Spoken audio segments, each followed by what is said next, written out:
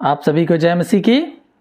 आइए हम परमेश्वर के वचन की ओर चलते हैं और फिलिपियों की पत्री हम लोग खोलेंगे। नए नियम से फिलिपियों की पत्री में हम अध्ययन कर रहे हैं। फिलिपियों की पत्री एक अध्याय खोलेंगे और उसके 12 पद से आज हम लोग पढ़ेंगे। पिछले सप्ताह हम लोगों ने पहले अध्याय के पहले पद से 8 पद तक स्पेशली हम लोगों ने देखा था कि सुसमाचार के फैलाने में किस प्रकार हम अपना सहयोग कर सकते हैं और अपना योगदान दे सकते हैं, और हर एक विश्वासी को सुसमाचार प्रसार के जिसकी आज्ञा प्रभु यीशु मसीह ने हम सभी को दी है कि हम लोगों को जाकर चेला बनाएं और सब जातियों को चेला बनाकर परमेश्वर ने जो हमें सिखाया उसको मानना सिखाएं।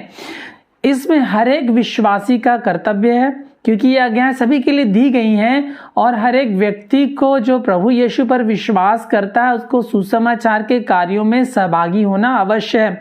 और पौलुस फिलिपियों की कलीसिया का उदाहरण देके कहता है कि पहले दिन से लेकर उसके कैद तक इस कलीसिया ने पौलुस का बहुतायत से सहयोग किया है। हमें भी इस प्रकार तैयार रहना चाहिए, मन से, तन से और धन से, कि हम प्रभु की सेवकाई में अपना सहयोग दें। पर आज का जो वचन है वो सुसमाचार के फैलाने में आनंद भी करना है, क्योंकि पौलुस इस बात को कहता है कि मैं इस बात में आनंद करता हूं कि प्रभु का जो सुसमाचार है वो फैल रहा है, वो बढ़ रहा है, परमेश्वर का कार्य, उसकी सेवकाई बढ़ रही है किसी भी माध्यम से, इसलिए मैं उसमें आनंद करता हूं। तो हमें भी, जो हम विश्वासी जन हैं, विश्वासी गण हैं, प्रभु के लोग हैं, प्रभु के कार्यों में हमें आनंद करना बहुत ही जरूरी है। परमेश्वर के सुसमाचार के कार्य में आनंद करना बहुत ही जरूरी है।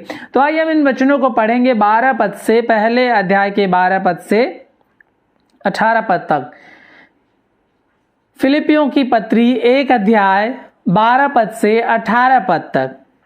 हे भाइयों, मैं चाहता हूं कि तुम यह जान लो कि मुझ पर जो बीता है उससे सुसमाचार की बढ़ती हुई है, यहां तक कि कैसर के राजभवन की सारी पलटन और शेष सब लोगों में यह प्रकट हो गया है कि मैं मसीह के लिए कैद हूं, और प्रभु में जो भाई हैं उनमें अधिकांश मेरे कैद होने के कारण हियाव बांध कर परमेश्वर का वचन निधड़क सुनाने का और भी साहस करते हैं। कुछ तो डाह और झगड़े के कारण मसीह का प्रचार करते हैं, कुछ भली इच्छा से। कई एक तो यह जानकर कि मैं सुसमाचार के लिए उत्तर देने को ठहराया गया हूं प्रेम से प्रचार करते हैं, और कई एक तो सिधाई से नहीं पर विरोध से मसीह की कथा सुनाते हैं, यह सोचकर कि मेरी कैद में मेरे लिए क्लेश को उत्पन्न करें। तो क्या हुआ? केवल यह कि हर प्रकार से, चाहे बहाने से चाहे सच्चाई से, मसीह की कथा सुनाई जाती है, और मैं इससे आनंदित हूं और आनंदित रहूंगा भी। पौलुस यहां पर इस बात को कहता है कि सुसमाचार की जो कथा है, जो बात है, जो सच्चाई है, वो किसी भी माध्यम से सुनाई जाती है, मैं इस बात से आनंदित हूं। वो स्टार्ट किस प्रकार से करता है? हम जानते हैं कि ये फिलिपियों की जो पत्री है, पौलुस कैद से लिखता है। जब वो जेल में बंद था, वहां से वो इस पत्री को लिख रहा है।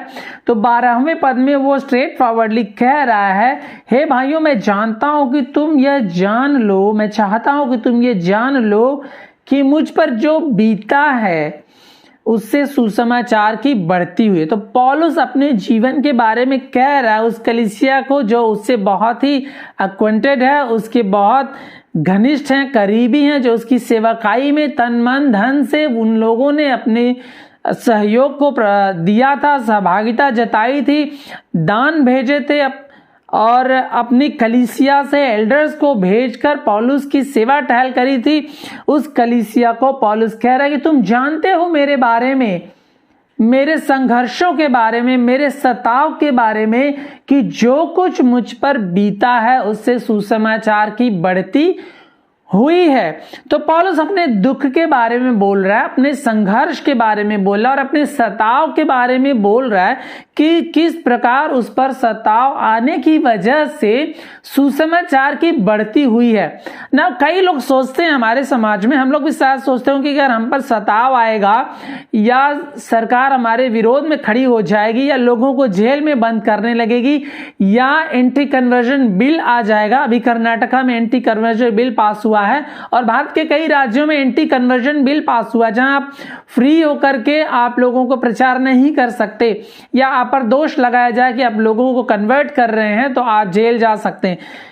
कई लोग हम सोच सकते हैं शायद कि इस प्रकार से जब बंदिशें हमारे ऊपर आती हैं तो सुसमाचार कार्यों में रुकावट आती है, पर परमेश्वर के वचन में हम पाते हैं कि इस प्रकार का कोई उदाहरण नहीं है जहां पर सताव की वजह से, बंदिशों की वजह से सुसमाचार कार्य में रुकावटें आई हो।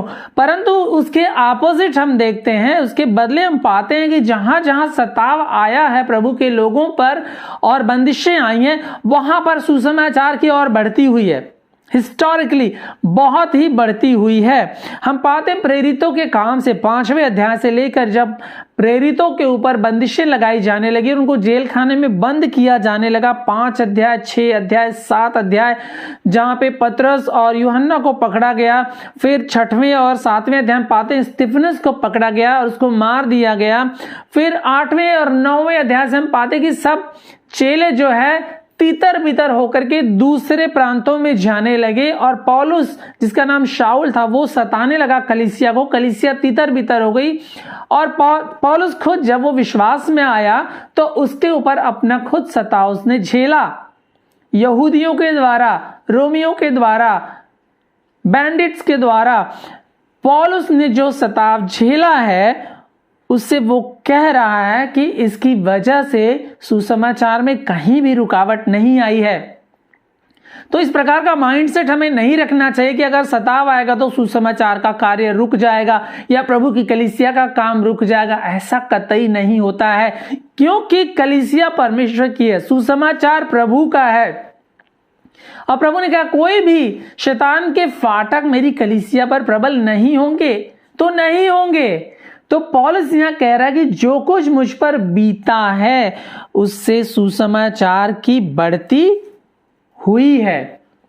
प्रेरितों के काम 28 अध्याय में हम देखते हैं, प्रेरितों के काम 28 अध्याय उसके 30 और 31 पद में यहां पे पौलुस जब बंदी गृह में था,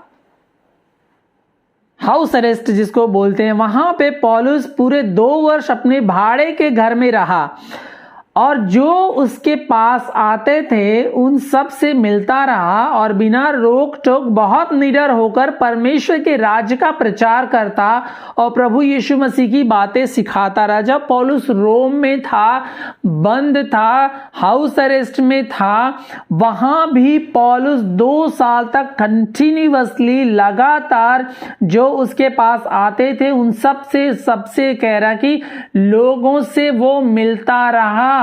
उसमें जो लोग आते थे उसमें कौन लोग हो सकते हैं, क्योंकि वो बंदी गृह में था, उसमें सैनिक हो सकते हैं, खाना परोसने वाले हो सकते हैं और तमाम अटेंडेंट हो सकते हैं और कैसर के घराने के लोग हो सकते हैं, अधिकारी हो सकते हैं।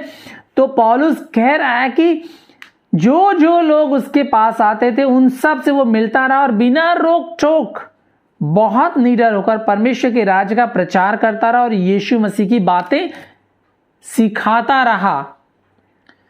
तो बंदिशें जो है, जेल खाना जो है, सताव जो है, पीड़ाएं जो है, पौलुस के लिए रुकावट नहीं बनी, परंतु हमारे लिए बन सकती हैं। हम ऐसा क्योंकि हम ऐसा सोचते हैं, क्योंकि हम प्रभु के नाम की गवाही देने से हम लोग घबराते हैं। हम लोग सोचते हैं कि लोग ऑफेंड हो जाएंगे, हम इनको क्यों बताएं, हमारे पड़ोसी ऑफेंड हो जाएंगे अगर हम बताएंगे प्रभु के बारे में या हम बताएंगे हम मसीह हैं। तो बहुत सारे मसीही लोग मिला जुला जीवन जीने की कोशिश करते, उनके यहाँ आप जाओ, उनके पूजा पाठ में आप शामिल हो जाओ, उनको क्रिसमस पे बुलाओ। अगर उनके पूजा में आप नहीं जाओगे तो वो आपके क्रिसमस पे क्यों आएंगे? ये तर्क बहुत लोग देते हैं और ये बहुत ही बुरा, बहुत ही घटिया तर्क है। परमेश्वर के वचन में कहीं नहीं लिखा कि हमें जाके मूर्तियों के सामने झुकना है या मूर्ति पूजा के चीजों में शामिल होना है, परंतु वहां क्रिसमस पर आप आमंत्रित कर सकते हैं लोगों को, और करना भी चाहिए, चाहे कोई आए या ना आए, ये उनकी स्वेच्छा है, पर हमें उस तरह उनकी चीजों में शामिल नहीं होना। परंतु पौलुस यहां क्या कर रहा है, बेधड़क परमेश्वर के वचन का वो प्रचार कर रहा है और लोगों को सिखा रहा है। तो हुआ क्या, जब उसने ऐसा किया तो क्या हुआ उसके बारे में हम भी देखेंगे, यहीं पर लिखा हुआ है 13वें पद में। 12वें में कह रहा है उससे सुसमाचार की बढ़ती हुई है, जो उस पर दुख आया है उससे सुसमाचार की बढ़ती हुई है। और हुआ क्या, यहां तक कि कैसर के राजभवन की सारी पलटन और शेष सब लोगों में यह प्रकट हो गया कि मैं मसीह के लिए कैद में हूं। कैसर कौन था, एम्परर। कैसर का पूरा घराना, कैसर के रिलेटिव्स, उसके अधिकारीगण, उसके अटेंडेंट्स, नौकर चाकर, सैनिक, सेनापति, सभी लोगों में हंड्रेड्स ऑफ पीपल। एक राजभवन में कितने लोग रहते हैं, क्या 2-3 लोग रहते हैं, 4 लोग रहते हैं, जैसे हम लोग रहते हैं। एक राजभवन में कम से कम नहीं तो 100 लोग तो रहते ही होंगे, कम से कम हम बता रहे हैं। हो सकता है 400-500 लोग भी रहते होंगे, क्योंकि राजभवन को अटेंड करने के लिए, मेंटेन करने के लिए हजारों लोगों की जरूरत पड़ती है। और उस जमाने में बहुत सारे स्लेव भी होते थे, बहुत सारे सैनिक लगे रहते थे, बहुत सारी सुरक्षा होती थी। तो उस जगह में पौलुस कह रहा है कि मेरी कैद की वजह से सुसमाचार की बढ़ती हुई है, यहां तक कि कैसर के राजभवन की सारी पलटन, यहां तक कि जितने लोग थे वहां पर, शेष सब लोगों में यह प्रकट हो गया कि मैं मसीह के लिए कैद हूं। पौलुस क्यों कैद था, चोरी करने के लिए कैद नहीं था, झूठ बोलने के लिए कैद नहीं था, कॉन्स्टिट्यूशन तोड़ने के लिए कैद नहीं था, लड़ाई झगड़ा मारपीट करने के लिए वो कैद नहीं था। मसीही जनों को इन सब चीजों में, बुराई की चीजों में नहीं पड़ना चाहिए। अगर आप मसीह के लिए दुख उठाते हैं तो ये प्रकट होना चाहिए कि आप मसीह के लिए कैद हैं, क्योंकि पौलुस कह रहा है लोगों को प्रकट हो गया कि मैं यीशु मसीह के लिए कैद में हूं, यीशु मसीह के सुसमाचार के लिए मैं कैद में हूं, क्योंकि मैं सुसमाचार की गवाही देता हूं, इसलिए मैं कैद में हूं। लोगों को प्रकट हो गया। जब लोगों को प्रकट हो जाएगा कि आप किस बात के लिए दुख झेल रहे हैं, तो उस बात के बारे में प्रकट हो जाएगा कि आप क्या बात बता रहे हैं, क्यों बता रहे हैं। जब आप यीशु मसीह के दुख उठाने की बात, उसके सुसमाचार की बात, उसके क्रूस पर चढ़ाए जाने, मारे जाने और जी उठने की बात को आप बताएंगे, तो जरूर प्रतिक्रियाएं लोगों की होंगी, सहज और असहज प्रतिक्रियाएं होंगी। लेकिन हमें लगातार इस बात को बताते रहना, सुसमाचार को बताते रहना है। इफिसियों 6 अध्याय के 20 पद में, इफिसियों 6 अध्याय के 20 पद में पौलुस कह रहा है, जिसके लिए मैं जंजीरों से जकड़ा हुआ राजदूत हूं।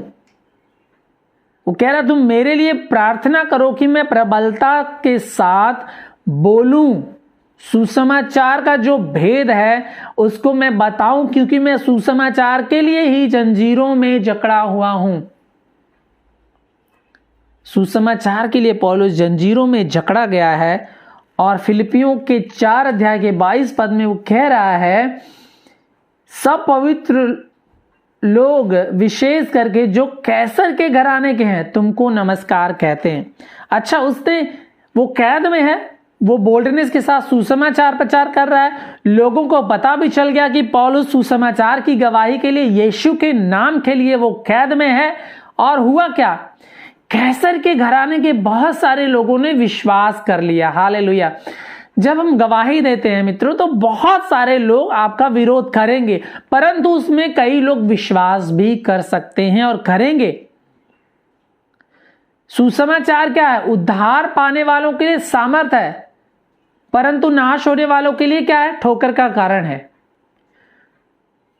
पर हमारा कर्तव्य क्या है, हमारा कर्तव्य यह है कि परमेश्वर की दी हुई आज्ञाओं के अनुसार हम परमेश्वर के सुसमाचार को लगातार बताएं, लोगों को हम लगातार चिताएं।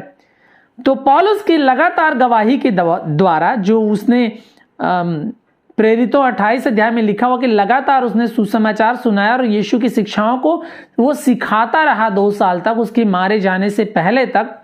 और उसका नतीजा ये हुआ कि कैसर के घराने के बहुत सारे लोगों ने विश्वास किया।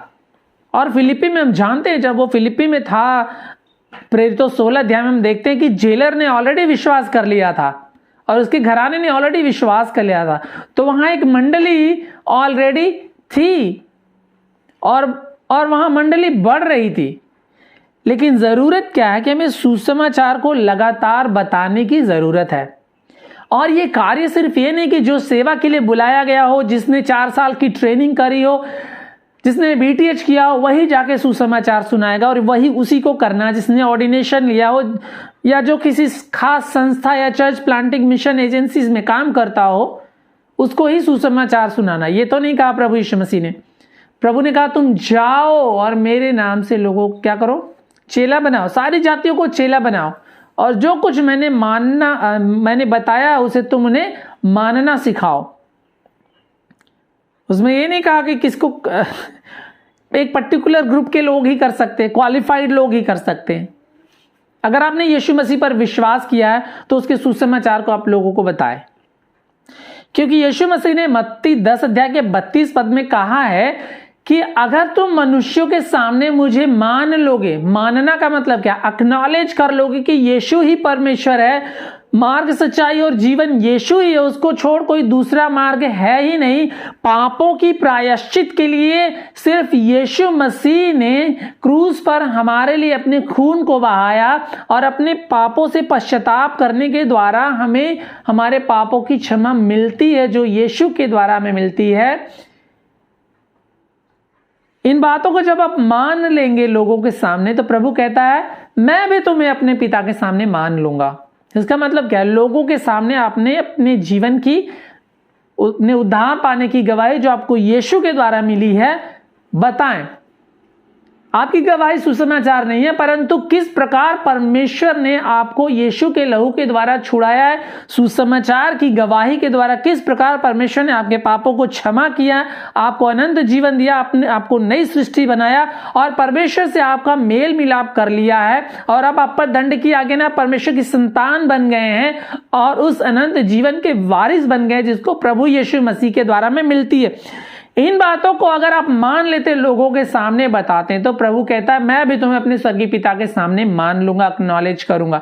पर अगर इन बातों को आप नहीं बताते, मुझे मालूम है हजारों हजार ऐसे विश्वासी है जो अपने आप को विश्वासी कहते हैं, मसीही है जो अपने आप को मसीही कहते हैं, वो ये काम नहीं करते और इन कामों में उनको आनंद भी नहीं आता, इन कामों में वो सहभागिता भी नहीं देते हैं और इन कामों को वो अफर्म भी नहीं करते, अप्रूवल भी नहीं देते, क्योंकि वो अपने लाइफ में मस्त है, क्योंकि वो अपने जीवन में मस्त है, वो जीवन की चिंताओं में उलझे हुए हैं, क्योंकि वो संसार के भोग विलास को भोगना चाहते हैं और परमेश्वर के काम में उनको कोई आनंद नहीं आता। तो प्रभु कहता है जो मुझे संसार में नहीं मानेगा, मतलब लोगों के सामने अंगीकार नहीं करेगा, मैं भी उसे अपने पिता के सामने क्या करूंगा, नहीं मानूंगा।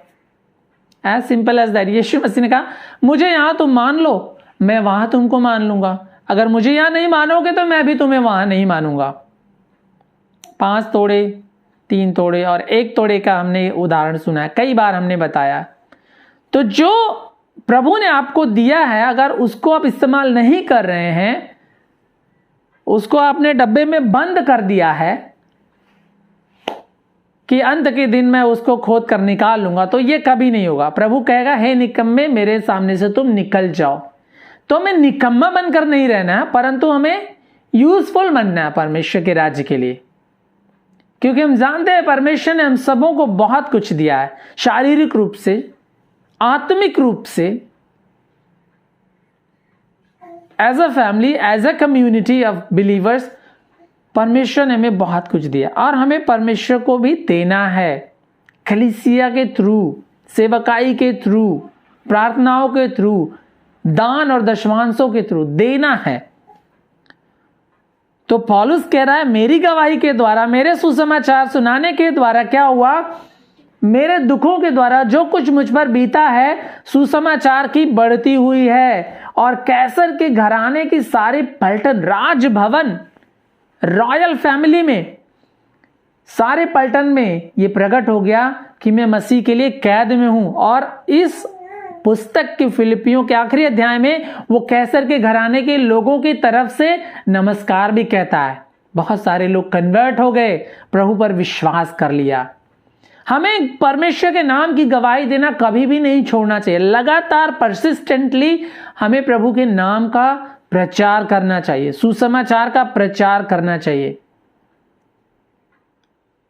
परमेश्वर अपने उचित समय में लोगों को विश्वास में लेकर आएगा, क्योंकि बढ़ाना हमारा काम नहीं है, बीज बोना हमारा काम है,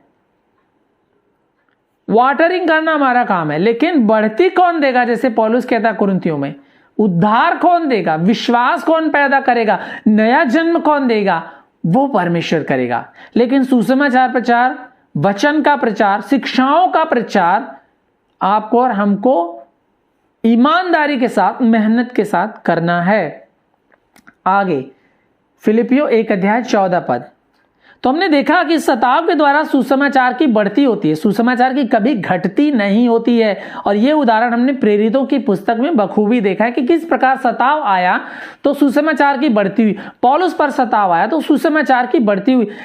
चर्च हिस्ट्री में, कलीसिया के इतिहास में आज तक हमने देखा है कि कलीसिया पर हर एक शताब्दी में बहुत अधिक आय से एम्परर्स के द्वारा, राजाओं के द्वारा, प्रेसिडेंट्स के द्वारा, तमाम लोगों के द्वारा सताव आया है। लेकिन कलीसिया क्या हुई? क्या कलीसिया मर गई? क्या कलीसिया दब गई? क्या कलीसिया बुझ गई? नहीं, कलीसिया बढ़ती गई और बढ़ती रहेगी। हालेलुया। कलीसिया को कभी भी कोई भी दबा नहीं सकता, क्योंकि वो अपने आप को परमेश्वर के विरोध में लड़ते हुए पाएगा। तो पौलुस क्या कह रहा है? और प्रभु में जो भाई हैं, 14 पद में, प्रभु में जो भाई हैं उनमें से अधिकांश मेरे कैद होने के कारण हियाव बांधकर परमेश्वर का वचन निधड़क सुनाने का और भी साहस करते हैं। तो प्रभु में जो ईमानदार भाई हैं, अभी जो ईमानदार नहीं है उनके बारे में भी वो बताएगा, लेकिन प्रभु में जो ईमानदार भाई हैं, जो प्रेरित हैं, जो उसके सहकर्मी हैं, उनके बारे में गवाही दे रहा है। कह रहा है कि जो प्रभु में मेरे भाई हैं, ईमानदार हैं, मेरे कैद होने के कारण, क्योंकि मैं कैद में हूं, वो मेरे कैद होने के कारण हियाव बांधकर, हिम्मत बांधकर परमेश्वर का वचन बेधड़क सुनाने का और भी साहस करते हैं। तो जब सताव आता है, जब बंदिशें आती हैं, जब रुकावटें आती हैं, जब ऑपोजिशंस आते हैं, विरोध आते हैं, तो हमें ये चीजें और साहस पैदा करनी चाहिए और हिम्मत पैदा करनी चाहिए और हियाव पैदा करनी चाहिए, क्योंकि यही चीजें हमने प्रेरितों के जीवन में देखा है, चर्च फादर्स के जीवन में देखा है, चर्च लीडर्स जो पहली शताब्दी, दूसरी शताब्दी और लगातार चर्च हिस्ट्री में हमने देखा है कि लोगों ने अपने जीवन को बलिदान करके सुसमाचार के कार्यों के लिए बेधड़क अपने जीवन को उन्होंने दे दिया सुसमाचार सुनाने के लिए, बाइबल की शिक्षाओं को जीवित रखने के लिए, बाइबल के ट्रांसलेशन को बरकरार रखने के लिए, लोगों तक वचन पहुंचाने के लिए उन्होंने अपनी जानों की आहुति दे दी, अपने जीवनों को बलिदान कर दिया उन्होंने सुसमाचार के कार्यों में। बहुत लोग हैं, उनका नाम मैं लूं तो गिनते गिनते हम लोग थक जाएंगे। इतने लोगों ने अपने आप को प्रभु के वचन के लिए बलिदान कर दिया। और इतने सारे जो प्रेरित थे पहली शताब्दी के, सभी को सताया गया, सभी को मारा गया, सभी ने अपनी जान सुसमाचार के लिए दे दी। तो सुसमाचार के प्रति जब विरोध आता है तो वो हमें हियाव, साहस और हिम्मत उत्पन्न करता है। और यही काम पौलुस के सहकर्मियों में हुआ, क्योंकि वो उसकी कैद की वजह से और बेधड़क होकर उन्होंने सुसमाचार को सुनाया और सुसमाचार को फैलाया। और यहां तक कि सुसमाचार हमारे देश में आ गया थोमा के द्वारा, और आज सुसमाचार हमारे हाथों में है, परमेश्वर का वचन हमारे हाथों में, क्योंकि इसके लिए बहुत सारे लोगों ने दुख झेला है, अपने जानों की, अपने प्राणों की आहुति उन्होंने दी है। प्रेरितों 5 अध्याय के 41 पद में, प्रेरितों 5 अध्याय, एक्ट्स चैप्टर 5 वर्स 41, प्रेरितों 5 अध्याय के 41 पद में हम देखते हैं कि जब प्रेरितों पर सताव आता है, उनको पीटा गया सिनहेड्रिन में ले जाकर के। जब प्रेरितों को वहां ले जाकर के पीटा गया, एक्ट्स चैप्टर 5 वर्स 41, प्रेरितों 5 अध्याय के 41 पद में, तो वे इस बात से आनंदित होकर महासभा के सामने से चले गए कि हम यीशु के नाम के लिए अपमानित होने के योग्य तो ठहरे। तो ये बहुत बड़ी बात है कि जब सताव आता है तो हम उसका तिरस्कार ना करें। परंतु आज की जो कलीसियाएं हैं वो इतनी मॉडर्नाइज अपने आप को कर ले रही हैं, वो कल्चर और सोसाइटी और एंटरटेनमेंट और मीडिया से इतना ज्यादा एक्वेंटेंस कर ले रही हैं कि उन्हें सताव का कोई डर नहीं है, क्योंकि वो सताए ही नहीं जाएंगे, क्योंकि वो अपने आप को इतने सांसारिक बना ले रहे हैं कि सताव उन पर आना ही नहीं है। परंतु जब आप सत्य का सुसमाचार सुनाएंगे तो आप जरूर सताए जाएंगे। परंतु जब आप सताए जाते हैं तो इस बात को सौभाग्य समझकर प्रभु के नाम के लिए अपमानित होने के योग्य हमें सोचना चाहिए कि कम से कम प्रभु के नाम के लिए अपमानित होने के योग्य तो ठहरे। और यही काम प्रेरितों ने कहा। उन्होंने कहा कि कम से कम हम प्रभु के नाम के लिए अपमानित होने के योग्य तो ठहरे, क्योंकि जिसने हमारे लिए क्रूस पर अपने प्राणों को दे दिया, परमेश्वर का मेमना जो जगत के पापों को अपने ऊपर उसने उठा लिया, जिसने जगत के लिए दुख सह लिया, उसके लिए क्या हम अपमानित भी ना हो?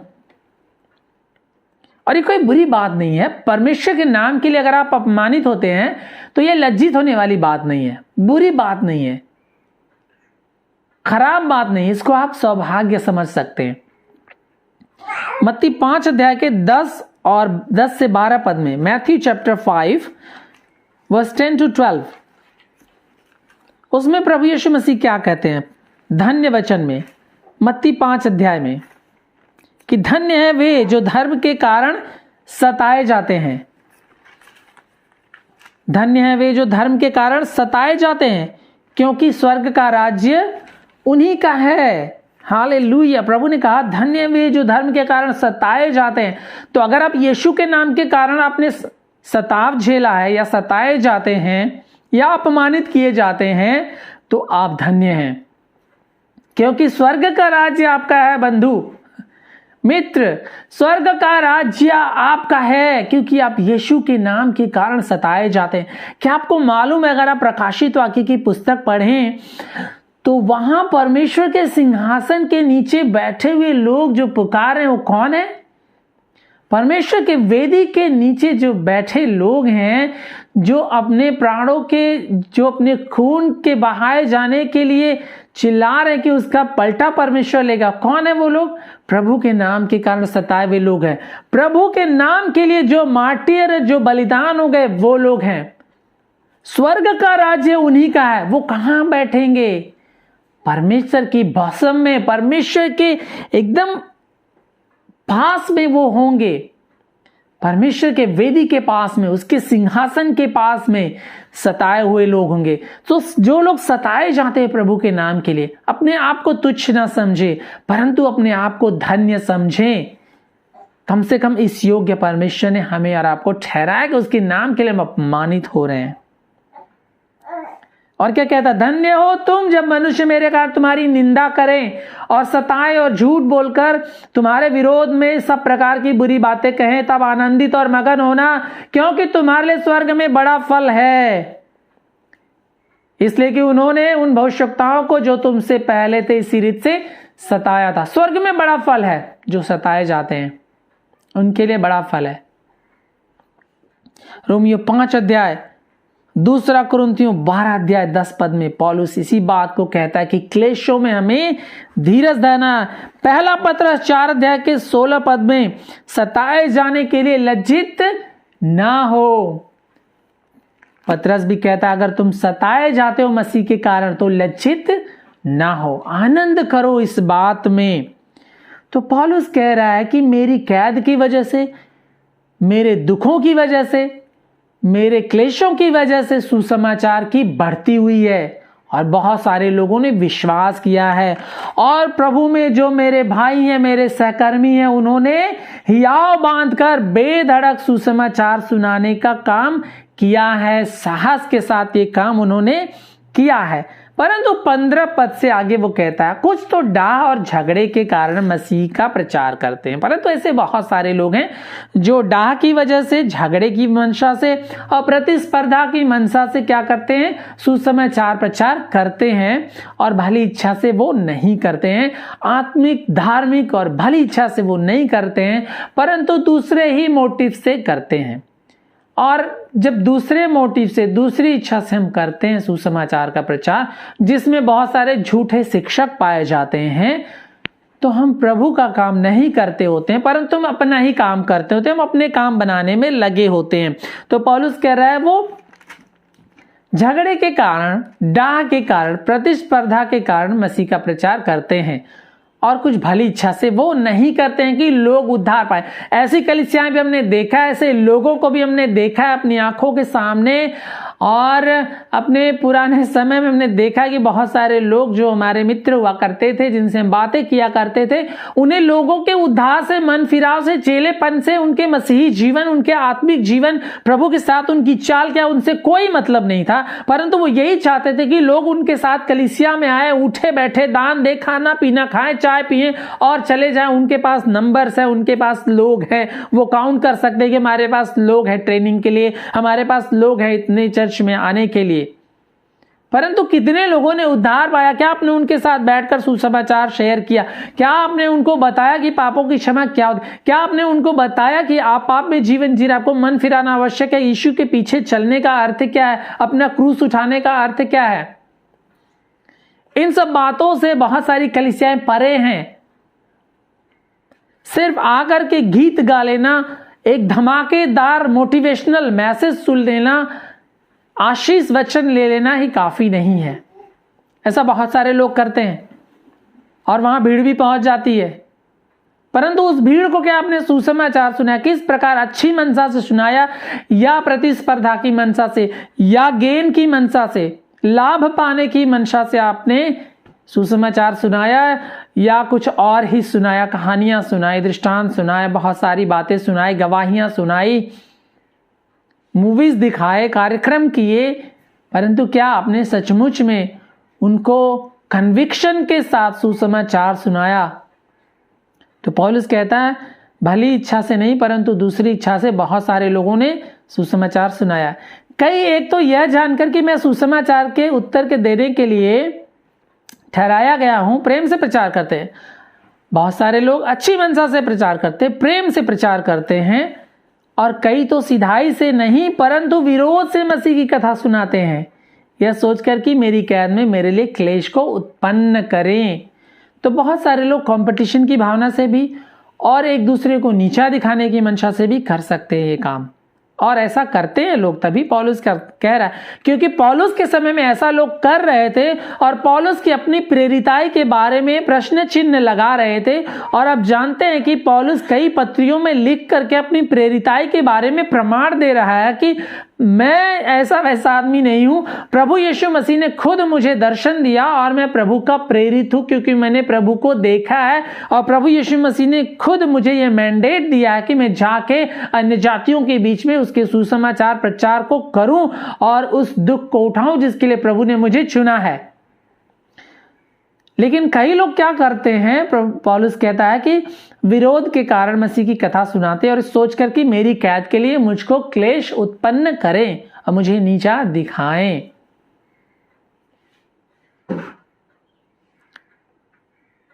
पौलुस क्या कह रहा 8-18 पद में, तो क्या हुआ अगर लोग ऐसा करते भी हैं, अगर लोग इस प्रकार हैं भी, अगर लोग डाह भी करते हैं, प्रतिस्पर्धा करते हैं, क्लेश करते हैं, अपने फायदे के लिए काम करते हैं, नीचा दिखाने के लिए काम करते हैं, तो भी क्या हुआ?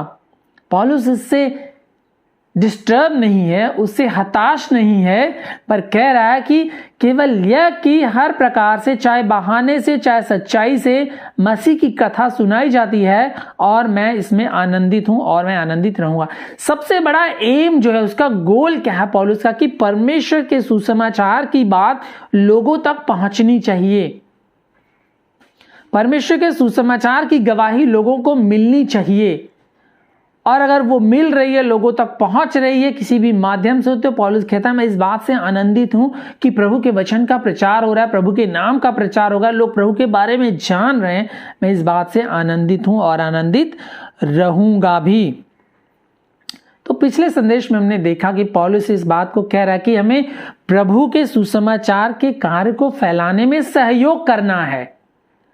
और फिलिपियों की कलीसिया का उदाहरण देके वो कह रहा है कि इस कलीसिया ने बहुतायत से मुझे मेरा सहयोग किया, मेरे कार्यों में वो सहभागी रहे हैं, मेरे दुखों में सहभागी रहे हैं, मेरी मेहनत में, मेरे सुसमाचार कार्य में, मेरी यात्राओं में वो मेरे सहभागी रहे हैं। हर तरह से, तन मन धन से, प्रार्थनाओं से लोगों को भेजकर उन्होंने सहयोग किया है। और अब क्या है कि वो कह रहा है कि मैं आनंदित हूं, इसलिए तुम भी क्या करो, प्रभु के कार्य में, प्रभु के सुसमाचार प्रसार में आनंद करो, इस बात में आनंद करो। पर इस बात में आनंद कब आएगा आपको? जब आप खुद सुसमाचार के द्वारा आपने उद्धार पाया, नया जन्म पाया, परमेश्वर के प्रेम को चखा, परमेश्वर के साथ आप रिश्ते में हैं, तभी आप उस बात का आनंद उठाएंगे। वरना आपको क्या फर्क पड़ता है कोई सुसमाचार सुना रहा है नहीं सुना रहा है, आपको क्या फर्क पड़ता है? कोई दान दे रहा है नहीं दे रहा, आपको क्या फर्क पड़ता है? कोई प्रार्थना कर रहा है नहीं कर रहा, आपको क्या फर्क पड़ता है? कोई आत्मिक रूप से मरा हुआ है जिंदा, आपको क्या फर्क पड़ता है? बहुत सारे लोग जिनको कोई फर्क नहीं पड़ता है, परंतु हमें फर्क पड़ना चाहिए। अगर आप मसीह कहलाते हैं, अगर आप मसीह के नाम से प्रार्थनाएं करते हैं, अगर आप कलीसिया जाते हैं, तो यूं ही अपने जीवन को एक रूटीन के लिए ना छोड़ दें, परंतु सुसमाचार के कार्यों में सहयोग करें, सुसमाचार कार्य को फैलाने में आनंद करें। जो लोग मेहनत करते हैं उनके कार्यों में सहभागिता जाए, उस काम को अफर्म करें, अपने सहयोग के द्वारा, अपनी प्रार्थनाओं के द्वारा, अपनी संगतियों के द्वारा, अपने दानों के द्वारा उनके कामों को अफर्म करें, ब्लेस करें, आशीषित करें। अपने जीवन को यूं ही नकारा निकम्मा ना रहने दें। रोमियो 12 अध्याय के 12 पद में पौलुस कहता है, रोमियो 12 अध्याय के 12 पद में,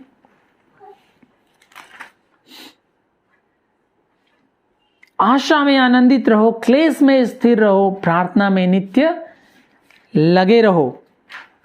तो पौलुस कह रहा है कि अगर तुम पर सताव आता है, अगर आप सेवक हैं, आप सुन रहे हैं, तो इस बात को आप ध्यान रखिए, हमारी आशा परमेश्वर के साथ रहने की है, परमेश्वर के पास रहने की है, यीशु मसीह के साथ रहने की। जहां यीशु है वहां हम भी रहेंगे। तो पौलुस कहता है आशा में आनंदित रहो, वही हमारी आशा, उसमें आनंदित रहना है, क्लेशों में स्थिर रहना है।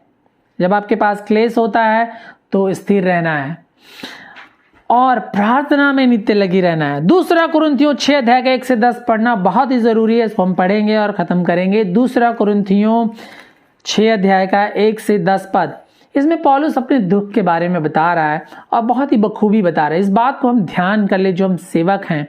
पौलुस कहता है हम जो परमेश्वर के सहकर्मी हैं, हम यह भी समझाते हैं कि उसका अनुग्रह जो तुम पर हुआ उसे व्यर्थ ना जाने दो, क्योंकि वह तो कहता है अपनी प्रसन्नता के समय में मैंने तेरी सुन ली और उद्धार के दिन मैंने तेरी सहायता की। तो पौलुस आगे कह रहा है देखो अभी वह प्रसन्नता का समय है, अभी राइट नाउ हमारे पास यह समय है कि हम प्रभु में प्रसन्न हो, उसमें आनंदित हो, उसकी सेवा में, उसके कार्यों में, सुसमाचार की सेवा में, कलीसियाई सेवा में हम आनंदित हो, हम प्रभु के कार्यों को देखे समझे और उसमें आनंद करें। देखो अभी वह उद्धार का दिन है, today is the day of salvation, rejoice in that. प्रभु के कार्यों में आनंद करो। हम किसी बात में ठोकर खाने का कोई भी अवसर नहीं देते ताकि हमारी सेवा पर कोई दोष न लगाए, परंतु हर बात से परमेश्वर के सेवकों के समान अपने सद्गुणों को प्रकट करते हैं। बड़े धैर्य से, क्लेशों से, दरिद्रता से, संकटों से, कोड़े खाने से, कैद होने से, हुल्लड़ों से, परिश्रम से, जागते रहने से, उपवास करने से, पवित्रता से, ज्ञान से, धीरज से, कृपालुता से, पवित्र आत्मा से, सच्चे प्रेम से, सत्य के वचन से, परमेश्वर की सामर्थ्य से, धार्मिकता के हथियारों से जो दाहिने बाएं हाथों में है, आदर और निरादर में, दुर्नाम और सुनाम में, यद्यपि भरमाने वाले जैसे मालूम होते हैं तो भी हम क्या है, सच्चे हैं। अनजानों के सदृश तो हैं तो भी प्रसिद्ध हैं। मरते हुओं के समान है और देखो जीवित हैं। मार खाने वालों के सदृश हैं परंतु प्राण से मारे नहीं जाते। शोक करने वालों के समान है परंतु सर्वदा आनंद करते हैं। कंगालों के समान हैं, कैद में हो सकते हैं, जेल में हो सकते हैं, सताए हो सकते हैं, परंतु बहुतों को धनवान बना देते हैं। ऐसे हैं जैसे हमारे पास कुछ भी नहीं तो भी सब कुछ है। हालेलुया। सेवक गण, विश्वासी जन, ध्यान से सुने। अगर आपके पास कुछ भी नहीं है, अगर आप सताए गए हैं, कोड़े खाए हैं, कैद में हैं, जेल में हैं, आपके पास कुछ भी नहीं हो सकता। ऐसा मालूम पड़ता होगा कि आपके पास कुछ भी नहीं है, आप कुछ नहीं है, लेकिन परमेश्वर का जो धन आपके पास में है, परमेश्वर की जो मीरास आपके पास में, परमेश्वर का जो सुसमाचार आपके पास में, परमेश्वर का जो अनंत जीवन आपके पास में है, उसको आपसे कोई नहीं छीन सकता है। और उसके द्वारा बहुतों को धनवान बना सकते हैं। बहुतों को आप क्या कर सकते हैं, उद्धार के अनुभव में ला सकते हैं। बहुतों को छुटकारे में ला सकते हैं, क्योंकि सुसमाचार का प्रचार हमें छुटकारा देता है। सुसमाचार का प्रचार हमें अनंत जीवन देता है। सुसमाचार का प्रचार हमें पापों की क्षमा लाता है। सुसमाचार के द्वारा हमारा परमेश्वर से मेल मिलाप होता है। तो हम इस सुसमाचार से लजाएं ना। अगर हम सताए जाते हो तो हम अपने आप को अपमानित ना समझें, लज्जित ना समझें, परंतु आनंद करें और सौभाग्य समझें और प्रभु के कार्यों में, प्रभु के सुसमाचार में हम आनंद करें। अभी तक अगर आपने कभी भी प्रभु के कार्यों में सहयोग नहीं किया है, प्रभु के कामों में आपने अपने आनंद को नहीं दिया, अपनी अफर्मेशन नहीं दी, अपने हाथ को नहीं बढ़ाया है, तो आज ये निर्णय लीजिए कि आप मन फिराएंगे और पश्चाताप करके प्रभु के सुसमाचार कार्यों में सहयोग करेंगे और परमेश्वर के सेवकों को सहयोग करेंगे, प्रार्थनाएं करेंगे, संगतियां करेंगे, अपने दानों को देंगे और प्रभु के कामों में आनंदित होंगे। देखिए, संसार में आपको बहुत सारी चीजें मिल सकती, लेकिन प्रभु ने कहा अगर तू संसार को प्राप्त कर ले और अपने प्राण को खो दे तो क्या लाभ होगा। संसार में हमें बहुत सारी चीजें मिल जाएंगी, सब कुछ मटेरियल भौतिक चीजें में मिल जाएंगी, सुख विलास के लिए चीजें मिल जाएंगी, लेकिन हमें अनंत जीवन नहीं मिलेगा। हम नरक में डाल दिए जाएंगे, अपनी आत्मा को खो देंगे, तो हमारे लिए क्या लाभ होगा। Today is the day of solvation. पौलुस कहता आज आनंद करो। आनंद करने का दिन आज है, आज उद्धार का दिन है। Today is the day of rejoicing and salvation. आज आनंद करें, आज निर्णय लें और आज से आगे परमेश्वर के कामों में सहयोग करें और निर्णय लेकर सहभागिता अपनी कलीसियाओं में दें, प्रभु की सेवकाई में जगह जगह जहां भी प्रभु आपको अगुवाई करता है अपनी सहभागिता दें, सहयोग करें, आनंद करें प्रभु के कार्यों में। हालेलुया। परमेश्वर हमारी सहायता करें। आइए हम प्रार्थना करें। हे हमारे स्वर्गीय पिता, हम धन्यवाद करते हैं कि प्रभु आपने परमेश्वर आपने बड़े दुख के द्वारा प्रभु जी हमारे उद्धार को खरीदा है। प्रभु जी मोल लेकर आपने हमें खरीदा, अपने खून के द्वारा, अपने दुखों के द्वारा प्रभु जी आपने हमें अपने लिए पालक संतान बनाया, अपनी जन बनाया, प्रभु जी अपने सेवक बनाया है। परमेश्वर हमारी सहायता करें कि हम अपने भोग विलास में खो ना जाएं प्रभु जी, हम अपनी आत्मा को ना खोएं प्रभु जी इस संसार के लिए, परंतु प्रभु जी अनंत जीवन के लिए हम बोएं, आत्मा के लिए बोएं, धार्मिक कामों के लिए हम बोएं, ताकि अनंत जीवन की कटनी को हम काटें। हालेलुया। और परमेश्वर हम सुसमाचार के कामों में अपनी सहभागिता दे, सहयोग करें और सुसमाचार के कार्यों में जो लोग मेहनत करते हैं, सताए जाते हैं, दुख उठाते हैं, उनका सहयोग करें, उनके साथ सुसमाचार फैलाने में हम सहयोग करें और सुसमाचार की जब बढ़ती होती है तो हम उसमें आनंद करें। हालेलुया। प्रभु हमारी सहायता करें, हम पर अनुग्रह करें, दया करें, हमें बुराई, पाप और सांसारिकता से बचाएं, हमें एक मन एक चित्त होकर आपके पीछे चलने के लिए, आपकी सेवा करने के लिए और दुख उठाने के लिए तैयार रहने के लिए, उसको सौभाग्य समझने के लिए हमारी सहायता करें। प्रार्थना यीशु के नाम से मांगते हैं, आमीन। जय मसीह की।